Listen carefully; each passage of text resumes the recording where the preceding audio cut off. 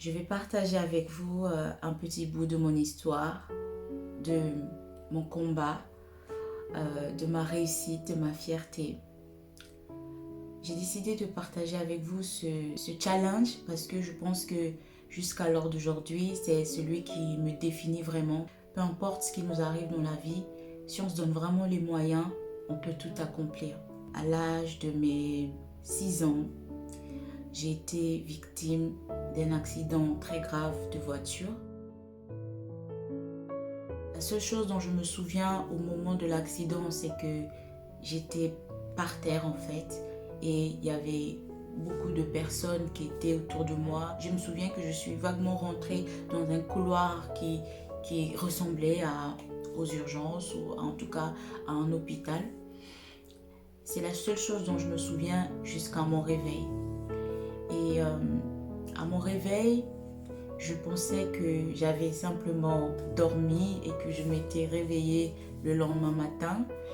Mais c'était sans savoir qu'en fait, ça faisait des mois que j'étais dans le coma. J'ai eu en fait une fracture du bassin et une rupture de la vessie. Je n'arrivais pas à marcher parce que j'étais immobilisée.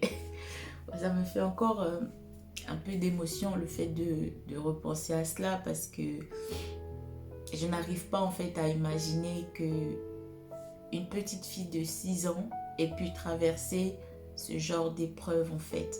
C'est comme ça qu'à l'âge de 7 ans, je me suis retrouvée en France, dans ce nouveau pays, avec un handicap que je n'arrivais pas à gérer.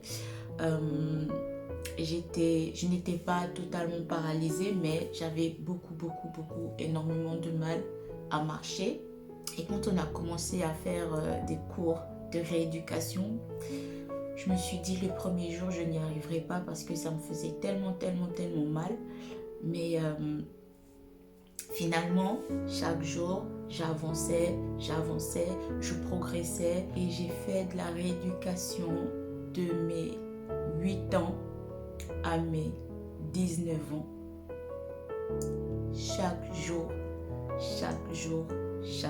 j'avais des cours de rééducation de 1 heure. Ça a été mon fardeau. Je n'ai pas eu une enfance normale.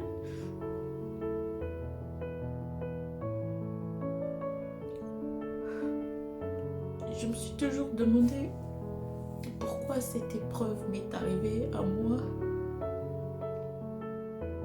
Ce n'est que des années après que j'ai fini par comprendre que cette épreuve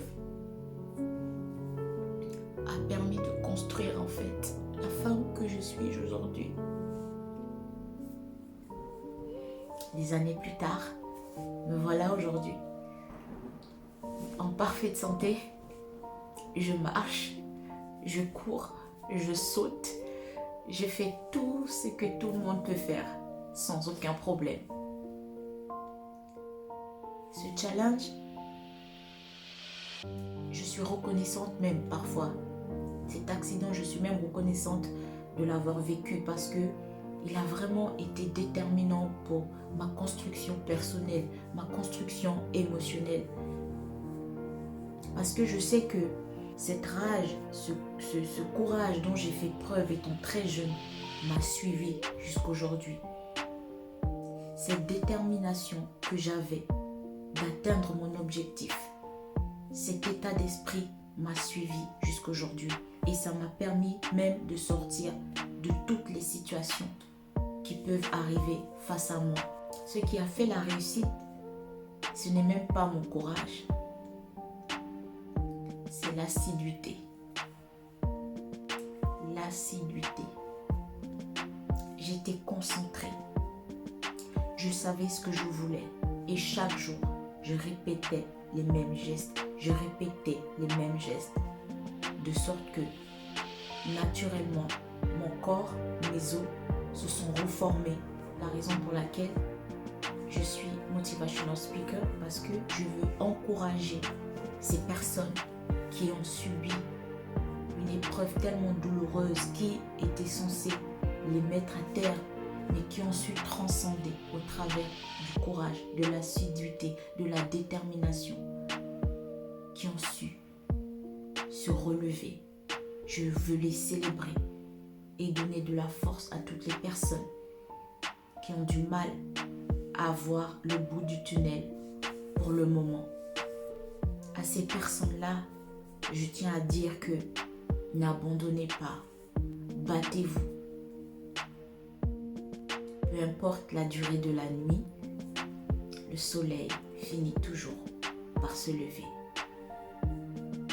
Je vous remercie.